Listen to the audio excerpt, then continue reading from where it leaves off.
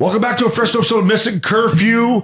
Up dog curfew calls fella. Oh, these are fun. I love these. Yeah, they're great. Love these. These are, to me, these are more fun. This is shooting the shit. Yeah, this is like round table. What the boys want to talk about. Bring it on. Let's fucking sit in the locker room and talk. I was just going to say, just come in with the morning coffee after you take a shit. And you're just like, what's going on in the world, boys? Hey, what do you guys got? That's always nice. You walk in the dressing room, like, hey, morning, boys. I'll be right with you there. I just got to take a quick shit here. Quick crunch. Yeah. I'll be right What'd back. you do for dinner last night, boys? Where'd you go? What'd you do? Yeah. I do miss that. Yeah. Hey, young guys, what'd you pick up last night? Anything good? Any stories for the boys? Hey, what do you got?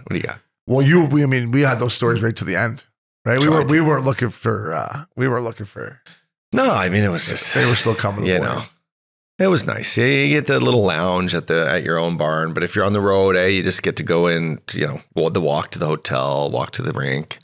I always liked the hotels that were right beside the rink and you could walk over. You didn't have to worry about getting on the bus, go down for a little breakfast, see the up dog, let's have some breakfast, walk over with your coffee, sign a couple autographs.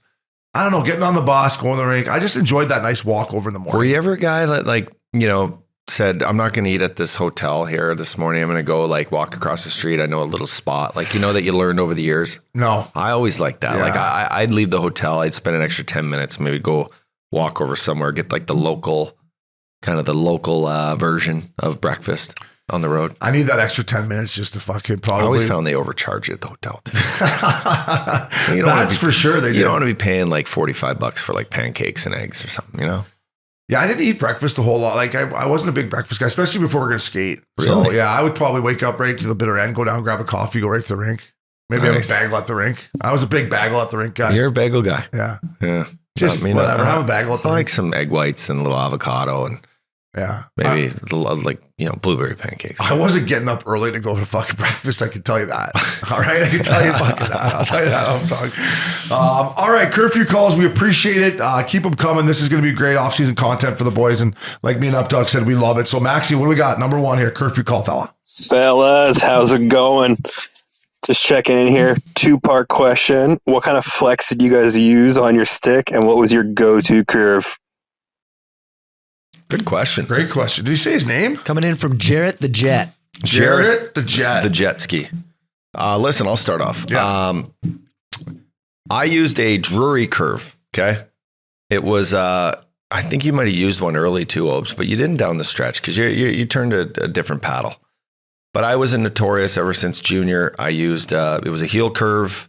It was called the Drury. I started with Easton, then I went on to Bauer sticks, and then I finished with Warrior. But I used to use a 90 flex, and then it went down to 87. Wow. And I think when I finished, I was more towards an 80. And then that's just the evolution of shooting, right? Yeah. I think Brett Hall used a stick that was always super, super flimsy. And he was the only guy that kind of new technology was acting in his favor with that whippy stick, He didn't. I was just writing Halsey down. Did he use a 60 flex? It was something stupid? No. It was probably a 60, 70 flex. Yeah. I don't think at that time they had numbers really. It was just you grabbed Hollies and it was you just lean on and be that'll work. Give me that one. One of those street hockey sticks. Yeah. And but as my career went on, the flex got a little, I don't know if it's because of the body, but the flex got a little more flimsy.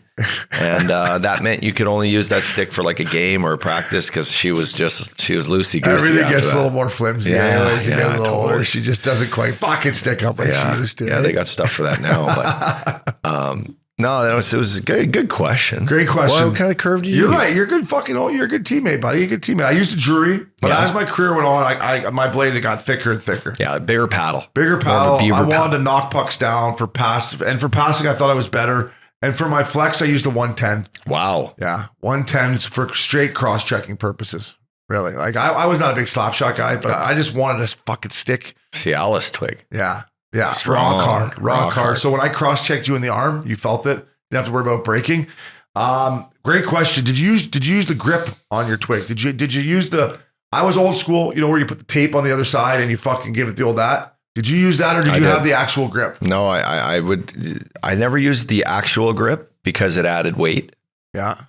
But I used a thicker paddle and the inside of my stick had a little concave, a little, and I used what was the little kind of jagged pebble kind of finish on it. You know, so it had the ribbed. It was ribbed for your baby. pleasure. Yeah. The rib for your pleasure. Ultra ribbed. I did the ultra ribbed. The ultra And ribbed. like you, I would do one swipe up and down the shaft. Get it a little sticky. I was a one swipe guy. Just like when you're shaving under your nuts, just one little thing there under the shaft. Yeah, you go double swipe there. You don't want to miss any. The reason I asked is I got to the point where I would put so much stick on it by the end of that I would, even when it was sticky, it wouldn't feel sticky. So I almost got addicted to by the end, my whole stick was like white. Hated that. Yeah, I was like, fuck, I'm in my own kitchen here. Yeah, you get that. It's too tacky. Yeah, nothing worse than when your gloves are wet, though. You don't have to worry about this in the show, but when you go back down the jungle, but like when you're slipping, I fucking didn't like that. Wet, stinky mitt. Stinky mitt. It's Especially when I was playing in Europe, I'm like, this is brutal. Like, where's my extra pair You of got no gloves? time for that wet, stinky They're mitt. like, you get one pair of gloves. I'm like, one pair of gloves? That's all I get? One pair of gloves? Like, even in the jungle, one pair of gloves. I mean, some guys use 10 pairs during a game. I mean, I watched fucking Jack Eichel. This is fucking months ago now, but I went and watched Jack Eichel play. Sat in pick seats where you're going to end up sitting. Watch how many times he changes his fucking gloves. Remember I said this. Watch how many times he changes. I saw him after the game. I said, holy fuck, Ike's like, how many pairs of gloves are you using? Crazy. He's like, you know, got me onto it. I'm like, who? The Fact Daddy. I said, the Fact Daddy fucking told me. It's like every fucking shift. We watch when we go to these, like every fucking shift, he's changed them. And the only guy I can remember that was kind of like that was Vinny Lecavalier. And Vinny Lecavalier with sticks. I remember when I got to Tampa, I come in the stick rack, right? I had like fucking 4 sticks. They were all like shitty looking. My knobs all fucked up. And I look over at Vinny Lecavalier and he's got fucking, I'm not lying up, Doug, 25 CCM sticks taped up perfect. Vinny Lecavalier. I'm like, this guy's a beauty. Yeah, a legend. I fucking just want to party with this guy. What did you used to write on your sticks? What did you write on your sticks? Please, God, don't fuck up. Nothing. I wrote my number. Really? 55. Did you write stuff on that? Yeah, I wrote, so when my brother had his girl, Avery, her name went on the back part of my stick. Wow. And during the game, when I would hold it, like if I ever got on TV, she could see it because they watched a lot of the games. If you ever got on TV, the camera fucking loved you. You got more TV time than anyone. I know, it's great. The camera loved you. So I would always hold my stick paddle in, and not on purpose. It was just the way I did it. And you could see Avery. And then on the front, I would write in someone help me with this. Roman numeral. That's how I would do my stick. So 1 was just the I, 2 was the double I, 3 triple I. It's like Rocky and then 4. the 1V was 4. And I would go up to fucking 20 with that. How many sticks would you have? Lots. Really? Yeah, I like to. You couldn't just grab a shovel and use that. Yeah. Pizza fucking shovel. No. So Vinny would look at his stick ups. No, toss it away. He would literally look at it. No, like not even use it up. He send it back to CCM. I'm thinking, wow. I was like, this guy's actually someone beauty. check that one right in the middle, Binger. No, left of that. There. Turn that. No. Yeah, turn That's both O'Brien. of those around at the knob and tell me what says on the knob up top. That's my stick. That's Oh, O'Brien's. that's okay. Okay, go grab mine. Check those two and tell me what it says at the knob. Says nothing. No, like look at the knob. There's nothing. Okay, was there any more there? What about the? Look how greasy my knob looks. Yours is disgusting. No. Yeah. So those are. No. You're right. It would have been on the handle, like on the white part on the tape. No, okay. So those aren't. Yeah. Those are fucking all empty. Let's just see how greasy my knob is. Yeah, you got a greasy knob. Greasy knob. So that's mine. Yeah, look at this. That is just pure grease. So these are. Listen. This was Philly. But you know why I would do this, Binger? So if you came to the net, I would fucking hit you with that part. Yeah. I didn't write anything on here. 74, just my number, see? Pizza shovel. Look at 74. that. Pizza shovel. Okay, so this was Fuck, St. that Louis. stinks. This was St. Louis, which is shocking that I didn't have a number on this. Same with this one. None of them. Your Easton has your number on it. I know. This was Philly. This one's Philly. This one's probably Phoenix or Florida. This was probably Florida. Yeah. But this Warrior, this was, I mean, maybe this is summer hockey, eh? Fuck, you used every fucking brand there. Easton, Bauer, Yeah, Warrior. what did I call it? I told you. I started Easton's and then I went in Philly because of Nasty. Yeah. I went to Bauer. He wanted everyone in Bauer. I think he's getting a side cut, eh, Nasty? For sure he was. And then Warrior was my boy Steiner. Got me into the Warriors. What were your favorite if you had to pick one? Was there one that... I think the Easton was probably my favorite. What'd you score the most goals with, the Easton? Bauer. Phoenix, the 20-goal season. Boom. Is that the 20-goal stick maybe right there? Was that have something to do with it? Yeah, we could say it is. Like 87 flex. 87 flex there. Oh, yeah. What's my flex? This puppy was 85. See, I did call it. Okay, so this says 102. But I think a 102 and a Bauer was like a 110 in Easton, right? What's that Easton say? This Easton is, who knows, but it's a double. Look at, this is where they inserted them. This stick's that old that they have the insertion part on there. See the white grip I'm talking about, though, Ups, on my twig? For the stickiness? Sticky, icky. Let down a little lower, Obes. Oh, yeah. See it, Ups? I don't know. Let's see. That's what I'm talking about, like that grip. You want that grip on there. Yeah, see, I didn't have that. I just had... But I made a mistake because this says 102 stiff with grip. So I had grip, and then I put my own grip on there. Must have had the sweats, eh? Fucking paw sweating. Sticks are nasty, right? What's cooler, baseball bat or a hockey stick? Hockey stick. Are you nuts? Baseball bats are pretty cool. This is like a baseball bat's like a glass dildo. This is one that like fires up. Baseball bat will fuck you up. That thing will just break on top of your head. Okay, get over here. Let me try it. That's true. If you're going to go into a fight, you probably want a baseball bat, right? Although this is longer. You could pitchfork them. Dr. Hook McCrack could take your eye out with the flick of the wrist. I went Bauer, then I went back to CCM. And I would say near the end, the CCM stick was better than the Bauer. But I went opposite of you. I started Warrior out here in Anaheim. Then I went Easton. Then I went Bauer. Then I went CCM. So I guess we're both kind of just stick whores. But great question. Great question. We both used Drury's. Drury was a curve, man. It was just a little fucking... WHL 1. I used a CHL 1 when I played for the Kingston Frontenac. Sherwood, CHL 1. And that's kind of the Drury. That's why we liked it. Yeah. Oh, wow. Mm-hmm. There you go. I'll read one here. We got... what's his name? Declan Bart. He's from Ajax. Declan. What did I say? Declan. I think it's Declan. I think you're right. Silent C. I believe it's Young. Declan, my bad buddy. Declan Bart. I just call you Bart. Bartsy or Barter. Ups. How's it hanging, fella? Long time listener. Declan Barry here from good old Ajax, Ontario. Question for the fellas. What three players on your former teams would you want to be with when the apocalypse is happening? Keep it up, gents. Rest in peace, Broadway, JB Scoops, AC. This guy's watching the Last of Us. What a show. But when I think apocalypse, I think this is the end. Remember when they go over to fucking... they just get high as James Franco's house? Yeah. That's exactly what he's talking about. That's exactly what he's talking about. So what three guys, or The Last of Us, great show, by the way, would we want to go on the apocalypse with? I'm going to start off first off. Yeah, go ahead. Jordan Tutu. Because he can live on the land. He's going to he'll hunt whales and bears. He'll kick the shit out of them. Everyone. He shoots guns. He can carve up a fucking, he can carve up a caribou. I think that's important when the apocalypse is here. I mean, and then when you got to kill somebody, you can carve them up for you when you got to fucking, it's, hey, you got to do what you got to do here. I don't think we need to go that far. We're not eating people. They do in The Last of Us. Yeah, but they're fucked up. Obes goes immediately to cannibalism. No. There's going to be plenty of animals out there to skin before we need to start skinning each other. Right?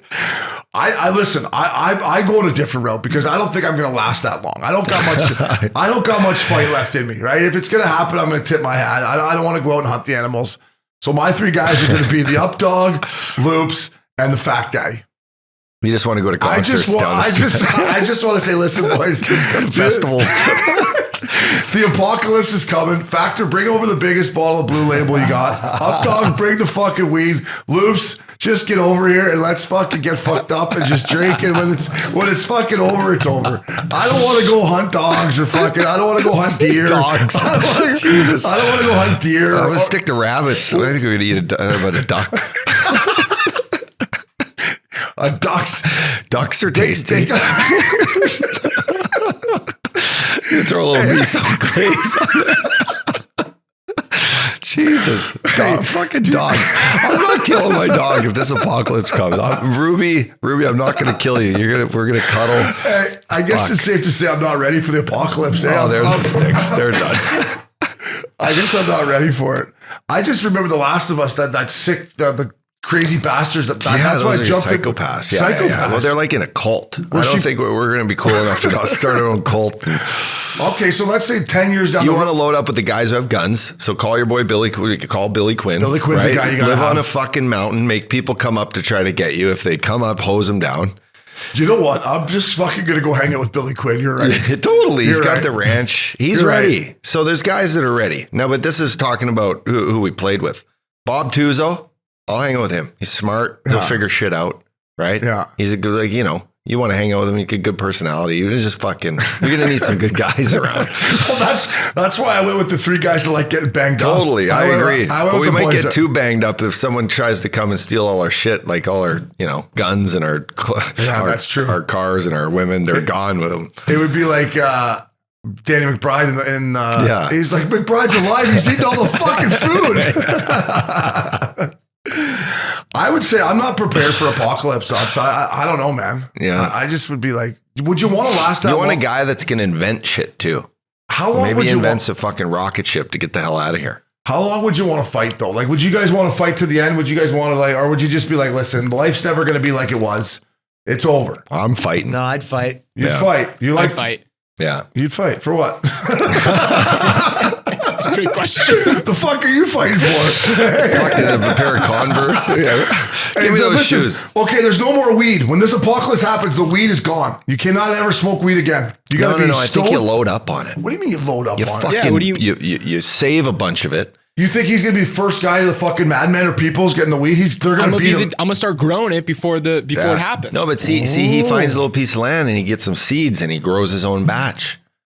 You know, and then he protects the batch. Like the 2 gay guys in the Yeah. Last of Us. Totally. That's Yes. a great plan. What's his name? Bob and Those guys had it figured out. Figured Build out. a fence around their shit. Said, come in, tried it. Yeah, Like, yeah. try me.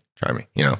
he had nice bottles of wine. He made it look like it wouldn't be that bad actually. So this is where this is the basis of the question: who can figure out the shit, protect it, live the longest, Live on the land. make life at least feel like it can extend as long as it can in a good way. You know. Yeah.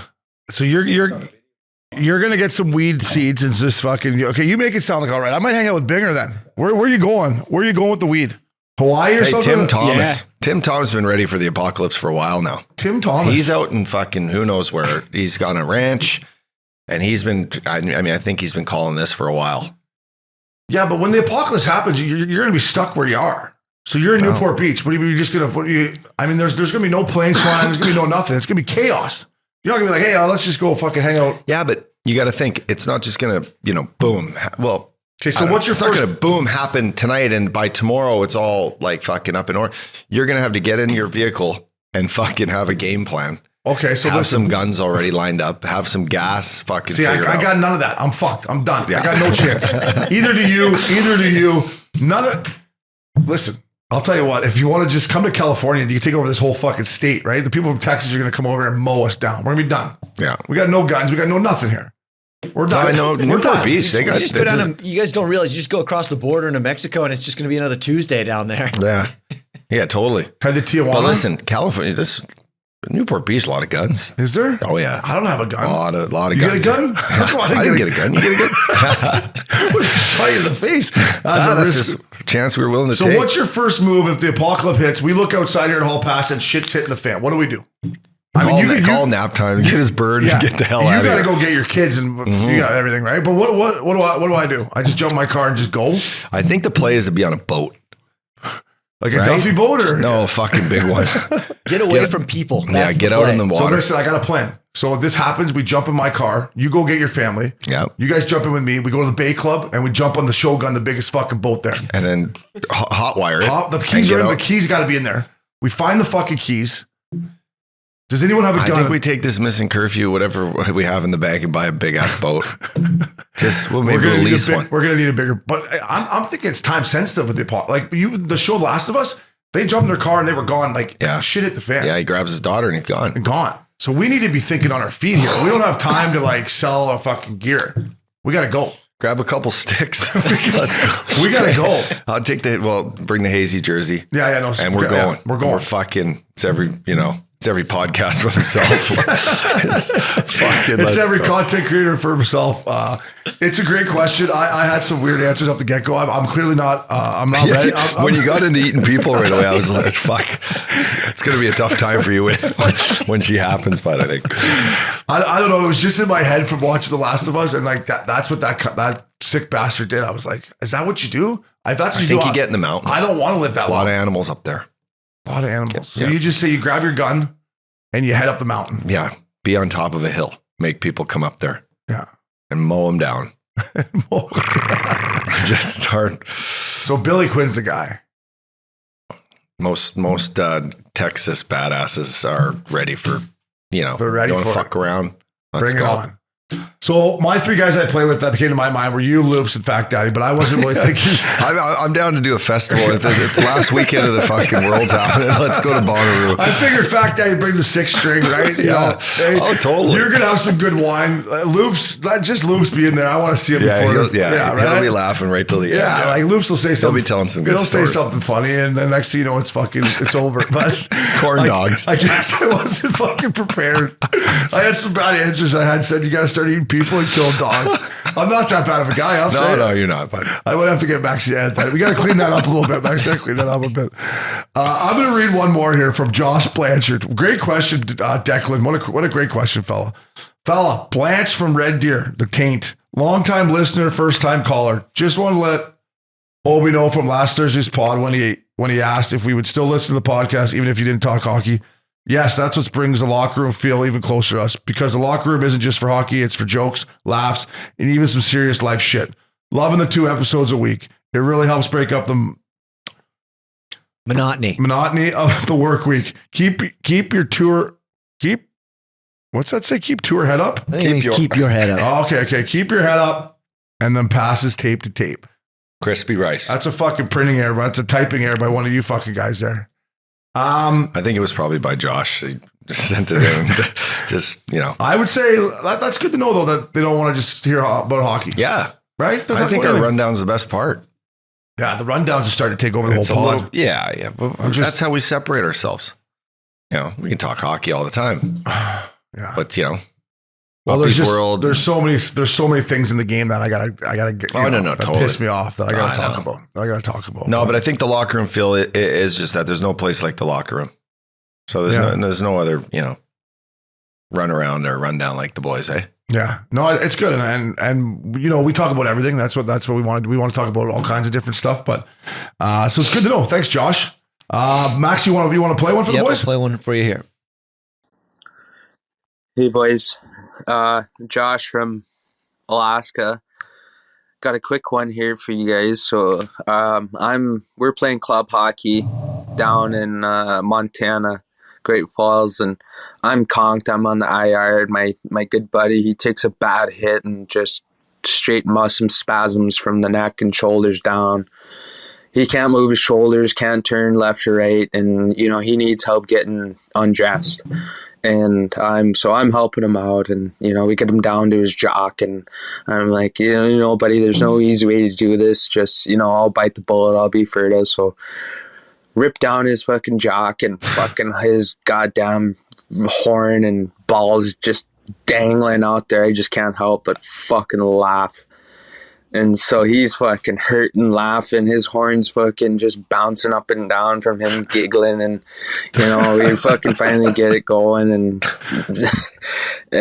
get his jock off. I'm like, hey, buddy, I'm just putting shorts on you. That's all. I'm not going to go up and down on you again here with boxers and shorts. So we rip the shorts up, and I get up to his thighs, and I'm like, okay, here it goes. And just fucking can't get his balls and cock in there, man. And we were just sitting there dying laughing while this guy can't even fucking look left or right. It was a great one, boys. What the fuck is he talking about? I'm not sure. So hold on. The boys doing in Alaska? First of all, what's going on in Montana? Yeah. The boys from Alaska come down to Montana. So the guy got knocked out cold. Is that what he said? He said he couldn't move his neck, shoulders, but what does that have to do with his ball sack? His balls, yeah. Yeah, I don't get that one. I don't know. The guy looked like he was having quite the time there. I think his buddies were trying to help him out in the locker room, get his gear off of him, get some shorts on him, and the cock and balls gave him some trouble. That's just part of your gig's taking care of your buddy. Yeah. You can't move, but seems like a long time worrying about his cock and balls. I would say that's like, I get everything they're doing. Like it's good on you. You got to take care of Good your team buddy. guy. Good team guy helps the guy when he's down. I mean, why you Looked like he wanted to suck the guy off. Or he was trying to at least. Why are you looking at a shaft and telling you, like, you could just put his shorts on and kind of like, Tough. How fucking out cold you got to be not to be able to put your shorts on? Tough outing. Yeah, that's a tough call. I'm sure they didn't win the tournament. No, I don't know. I think they went home with their... Not much gets us speechless here at Missin Curfew, but I'm kind of speechless. I'm kind of speechless on that one. That was a tough one.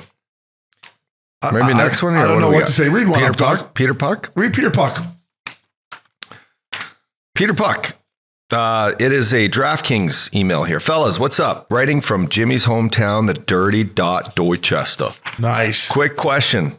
Does DK ever post odds to bet on individual players to record a Gordie Howe hat trick? And if so, what do those odds look like? If not, maybe you could start a contest to go along with the top titty. Love all the content. Chaser interview was gold. Keep it up. Oh yeah, FYI. Peter Puck is a throwback shout out to the old Bruins broadcast opening animation in the 70s. No shit. Didn't know that. Peter Puck. Thanks, brother, for writing in our boy Peter Puck. He doesn't actually say his name here, but anyway. I like what he's saying. Like if we could get like a Missin Curfew Gordie Howe hat trick bump, but there's just no more Gordie Howe hat tricks. No, and it would be nice if you could say like, will there be one tonight? Yeah. Like in all the games. And what would that line be? It'd be, it'd be like plus 200. Buddy, I bet you there's been... Be a good like playoff, for the opening night of the playoffs. Will there be a Gordie Howe hattie? But probably not either. No. I bet you there's only been... How many this year? Maybe 10? No, not even fucking Gotta close. Be. No. Really? I would say one. All the Brady Tkachuk fights, there's not one or two. Gordie Howe in there? One or two, I would say. I bet you right now. Well, Brady, Revo got one. And Brady Tkachuk's, I bet, at least got two. He's fucking fighting every night, this kid. Yeah, but you got to get the goal in the apple, too. Yeah, I know. He scores a lot. The last one that I heard of was Ryan Reeves. Revo had a Gordie Howe hat trick. But I'm hoping Brady has one as well. But I get what he's saying there. He's like, it would be a good thing if they were still fighting in the game. It'd be a great one. I think it's, I think there's different things that we could put in, like, into like just a bet, like whether or not, I don't know, a goalie, gets an assist or fucking, I don't know. Yeah, you can bet on it. You can bet on anything. And I get what he's saying, but there's not enough fighting anymore upset. We could put a Gordie Howe, like a Missin Curfew Gordie Howe hat trick on there. I mean, this year, the only one I could think of is I know Ryan Reeves had one, and I kind of think there was one other one, but I can't quite remember who it was. Anthony Manta now has more career Gordie Howe hat tricks than before. Anthony Manta, that guy's been in a fight? I never even thought that guy fought ever. Yeah, he had a hat trick with a fight against Corey Perry. Finished off the hat trick with a fight against Corey Perry. This year? That was 2022, so this was written on November 11th, 2022, so that was this year. Ryan Reeves had the last Gordie Howe hat trick. March 14th, Ryan Reeves had a goal and assist in a fight. That's the last one I remember, bud. You got to think Brady's had one, though. Oh, Clem Costin had one. Fucking rights he did in December against the Coyotes. I love that kid. So, yeah, there's been a few. There's been probably under 5, I would say. Brady Tkachuk, right here. At MSG with a 3-2 overtime win against the Sens. Yeah. There's no official record book for Gordie Howe hat tricks, says this article on the Hockey News, but players from the Rock'em Sock'em 90s were well suited as dual threats. Rick Tocchet being one, Shanahan, and Rangers coach Gerard Gallant. Many of the most prominent suspects are still playing important roles in our game today. Fucking right. TJ Oshie had one too. Remember when he drilled Lindgren from behind into the boards and he had to fight the next shift? He had a Gordie Howe that night. So yeah, there's probably been 10. 5 to 10. Yeah, 10's a little high, but whatever. Yeah. There's. I don't think that's enough that you could, unless Brady Tkachuk's playing every night. Yeah. What a treat if it would be. I mean, what do you think the line would have been on Ryan Reeves getting a Gordie Howe hat trick March 14th? It would have been plus fucking 5,000, right? The fact that he's going to score a goal. What is Revo on an ordinary day to score a goal? Are they playing tonight? Let's look it up. Probably Revo to get a goal. Jeez, I think probably plus like 1,200. Yeah, exactly. So now you got to put the fight and the assist in there. It'd probably be like plus 5,000 or something like that, right? Yeah, I just think it should be throughout the league. Any league. I mean, anybody in the league gets a Gordie Howe hat trick. I love it. I would love to see more Gordie Howe hat tricks. It's a great question. We'll finish it off right here with Cordy Johnson. Flights, fellas. I live in Southern Ontario. Bothwell, I don't know where that is, and got sent to Saskatoon for a one-day job. It took me 19 hours to get there. 2-hour delay in Toronto made me miss my connection flight into Calgary. Thank God we travel with silly sticks in Canada now. Wondering the worst travel stories the boys have had throughout their career. Take her sleazy and don't let your meat loaf. Yeah, that's, I don't know what the fuck that means. Not sure either. Worst travel story ever? I mean, I got a funny story of when I went to PA Pronto's wedding.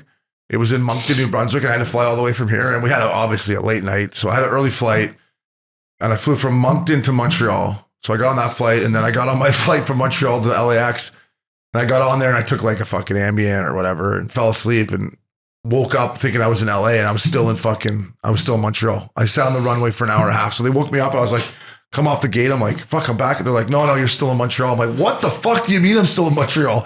They're like, yeah, we sat on the runway for an hour and a half to 2 hours. I'm like, what? We haven't even left yet. So I had to get off the plane, sit there, delayed fucking 2 or 3 hours, get back on the plane. And I ended up, it was like a fucking 20-hour day. But I woke up, thought I was already in LAX. I was like, that wasn't a bad flight. What about all your Aspen trips? Those are Aspen's tough. a nightmare. Yeah, nightmare. Aspen's a nightmare. I've been lucky. Yeah. I would say the mornings leaving the Loophole and Friends golf tournament are never easy. The walk that long walk in Edmonton International Airport with the, well, you saw your me tail dangling between your legs. You saw me the one year there. I was literally dragging my clubs. There was one flight out every year. There was one WestJet flight out. That's 8:20 a.m. This is exactly it. This was the worst travel day of the year. 8:20. We hadn't been to fucking bed. Got to get there by 6. Been partying for 3-4 days. Yeah, that was the worst. We went there how many years? Mid-August. 10 years? Yeah, he had 10-year Loophole. We probably went 8 of the 10. Did we miss any? Yeah, I think we missed a couple down the stretch. You're like, Loops, I'm done. I don't know. I love you, bud, but I don't know. You're going to need apocalypse here to get me to go to this thing again. Oh, geez. But you are part of my threesome, and bring the guitar. Let's go. I did miss a couple of the flights near, like, finally, one year, me and Loops both missed it. We had to fly through Seattle, Edmonton to Seattle home. We were the drunkest guys on that flight in Seattle. Not bad. You land in OC. We did land at the OC, but those were some of the worst travel days. Just hurting Albertans. Yeah, I'm trying. And I will tell you this too. Remember back in the day in the American League where we fly commercial? I remember fucking Aaron Rome's first year pro. We were playing either Salt Lake or where's another place we flew to? I think it was Salt Lake.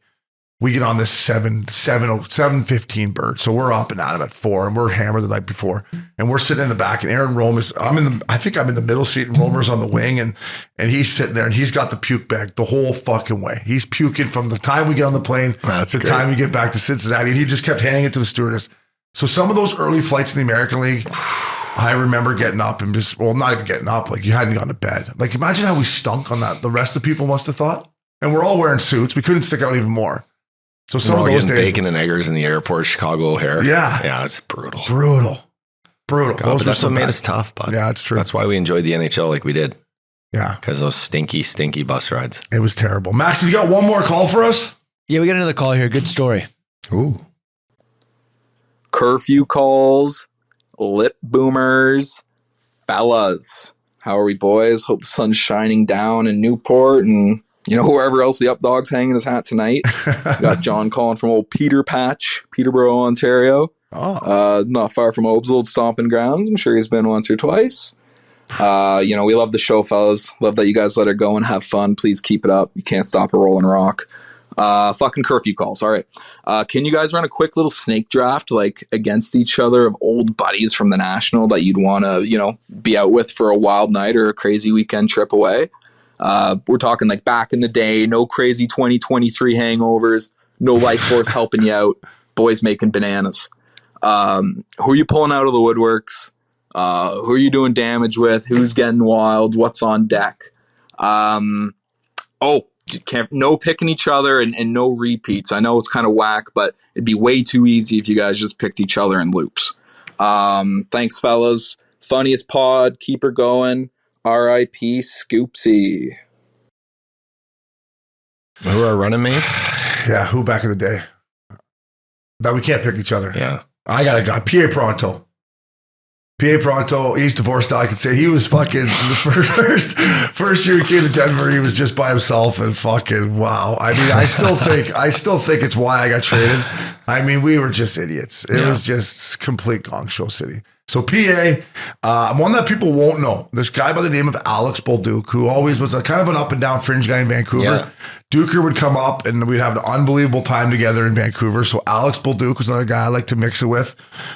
Jamie McGinn was a guy in Denver I like to mix it with. And then my boy Derek Smith in Calgary. Smitty was a guy that I didn't mix it too much in Calgary, but you talk about come over for some wine and just hang out. Those are some guys, undercover guys that I would like to mix it with. So mine would be for sure Toots. Oh yeah. Growing up, I think we had 5 years put together. Toots in on my Nashville. list too, yeah, yeah. Toots. No one better at doing what he did back in the day. And God bless him. 12 years, 13 years sober now. It's incredible. It's incredible. And just hilarious to be around, full on. Vern Fiddler was a guy. He was always ready for a good time. Sammy Lepisto, when I was in Phoenix. Yeah, he's your boy. A legend. I got traded with him, and we did that night in Vegas on the way to play Vancouver the next day when we both got traded to Columbus. It was almost a complete all-nighter. Scoopsy. Broadway Jimmy Scoops. And then my Blues boys were great. The whole fucking whack load of them. Yeah. But, Schwartzy, Robbie Fabry, Joel Edmondson was an absolute legend. Yeah. Bob Tews. We had a good crew. Single group. Fun. Yeah. That's a good crew of guys there. And my Tampa days, I got to give some love to Nick Tarnasky. Remember Tarno? Tarno. Me and Tarno got banged up a lot. And the Western League guy that only had a little cup of coffee in Tampa. Stepper was my guy in Cincy, but Kyle Wanvig, remember that name? Wanvig, of course. Yeah. Wanvig came up with us in Tampa for like every now and then, and anytime he came up, we'd have a good rip at her. Oh, Jose Theodore. Yeah. Was one. I mean, Ryan Malone too, but everyone knows Bugsy, right? Yeah. Mike Smith. Trying to think. I like Theo because he'd want to go to like nice restaurants, and he always had this like upscale. We'd drive down to Miami and have these lunches and just fucking do our thing. It's good. You know who's the guy we in Denver? Ryan O'Byrne was his name. We called him Big Sexy. Yeah, he was in that Aspen game. Yeah. He would need a good push, but when you got Big Sexy out and got him going, he could hang with the best. Big wrench on him, right? I don't remember. Oh. I really don't remember. But good hair. Good hair. Yeah, good hair. He was going big boy. When I came to Denver, he wore a visor and whatever. That's fine. But he would wear a helmet and warm up. Like I'm getting to know him. I sat beside him and like month in, I go, "What are you doing with that fucking helmet on?" He's like, "I'm like, look at your hair. Fucking. First of all, you're gonna play better. You're gonna get more puss and like sell the game here." And he took his bucket off and never put it back on. He's like, "Well, I'm a little nervous about getting him with the puck." I'm like, "Just stay above the don't go below the face off dots. Stay out of the corners. You won't get hit, and go out there and just sell the game." And he just, next thing you know, he's just out there loving life. So good last. Ryan O'Byrne was a sneaky guy that if you get him out and get him going, good looking cat, chicks loved him, and he could mix it, but he needed a good push. For sure. He was a straight and narrow guy. Yeah. Like kind of the opposite of, he was a pro, like he fucking took care of himself, blah, blah. But when you got him out there, he could mix it up a little bit. And Nick Tarnasky one night was the drunkest guy I've ever seen in Tampa. He literally like fell into a guy's like Bentley outside. I'm like, hey, the guy's like, well, hey, he's fine, don't worry about him. And I think he ended up like maybe sleeping in the bush that night. Like I'm talking going into the bar, not leaving, going in. He was so drunk, he banged this guy's Bentley. We get to the front door. That was the night I saw Derek Jeter coming out. So we were coming in. Tarno fucking hits the car. So we go to the side door to talk to the guy. And as we're trying to get in, Jeter comes running out. I'm like, holy fuck, that was Derek Jeter. I just got to Tampa. Go to the side door of the guy we know, and the guy's like, I can't let Tarno, like I can't let him in. Like he's already seen him. I'm like, Tarno, just go home. We go in, mixed up, come out 2 hours later, and there's Tarno sleeping in the bush. I'm like, Tarno, get up, fellas. That's a recipe for disaster. But he did make it to the after party. We woke him up. He said, oh, fuck, okay. Nice. And, I came to the after party. Impressive. There were so many good guys to have fun with. Like that was, right? Yeah. My whole Philly team was fun. Oh, man, that team was... Richie Karts. Who was their guy in that team that maybe people didn't think like, but Glenn Metropolitan. Yeah. Metro. I saw him at the roller a couple times. Asham. He's a beauty. Hatcher was fun. But Glenn Metropolitan, that's the guy. Like a couple times I saw you guys out with your team, he'd be out there mixing it. Yeah. Good veteran guy. Riley Cote. And then I want to give some love if we're talking a Tanner Glass in Vancouver. And listen, Van was tough. Like great team. We were great guys. Love playing, but guys they didn't really like to mix it too much, right? And Tanner Glass came in, and Glasser was an absolute beauty. I went to a Jack White concert, sat next to him. Did you? Yeah, MSG when he was playing for the Rangers. Yeah, I was with Frosty and Moods. Good dude.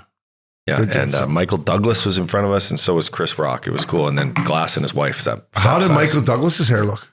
Good. He had his kids with him. He's got good flow, doesn't he? Legend, yeah. Yeah. This was probably 12, 13 years ago. It was before. I think he might be a little sick now.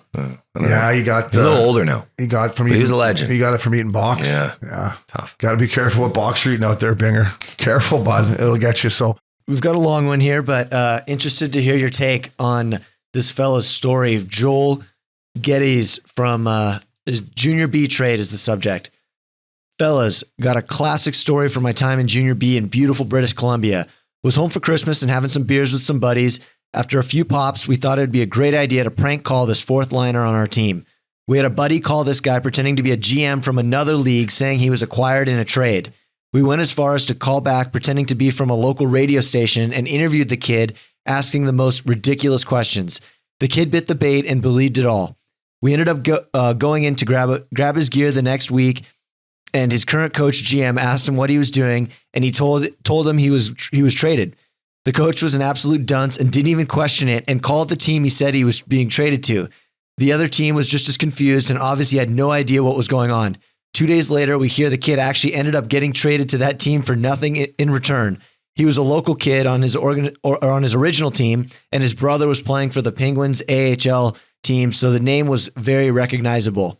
To summarize, we orchestrated a trade for a greasy fourth line Junior B to a random team in the league, to a random team in another league. About 2 weeks later, the kid found out it was me and absolutely lost his mind. I felt bad, but I told him maybe he would actually get some ice time on the new team. Cheers, boys. Love the pod.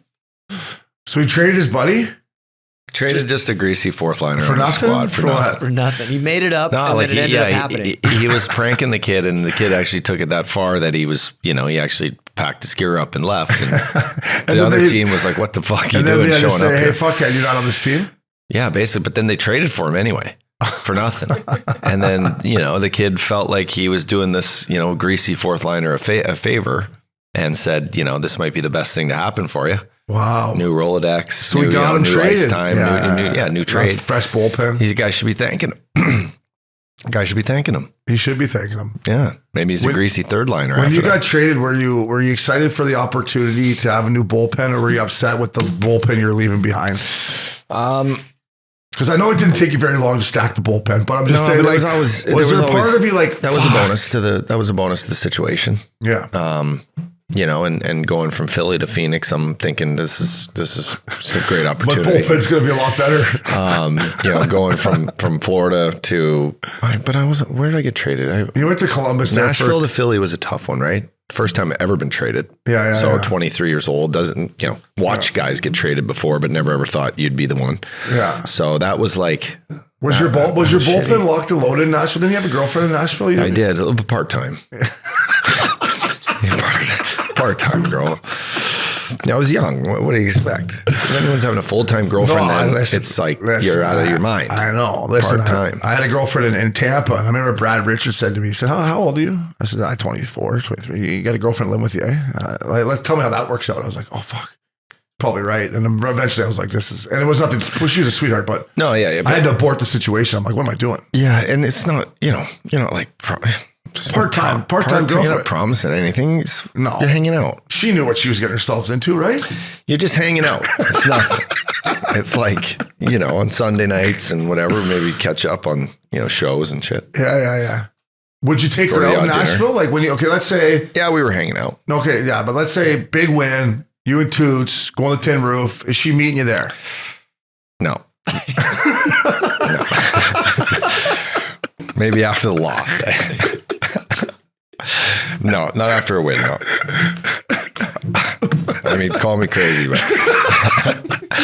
I don't know. You gotta realize that you only play this game a certain amount of years. You don't want to be tied down. Exactly. No.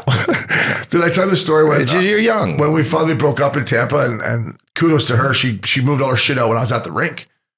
And came back, we lost actually. So I got back to the house and I fucking opened my door and I was like, fuck, she had a lot of shit. Like after all that was left was a TV and a couch and like not even a plant. I'm like, I have to go to somewhere tomorrow and grab some more stuff. But I remember the first time they moved in. It's one thing getting them out, but when they move in, that was the thing. You realize how much stuff they actually have. And then you're like, whoa, this is life. You just you're looking around, you're like, what is going on here? And you're like 26, like what?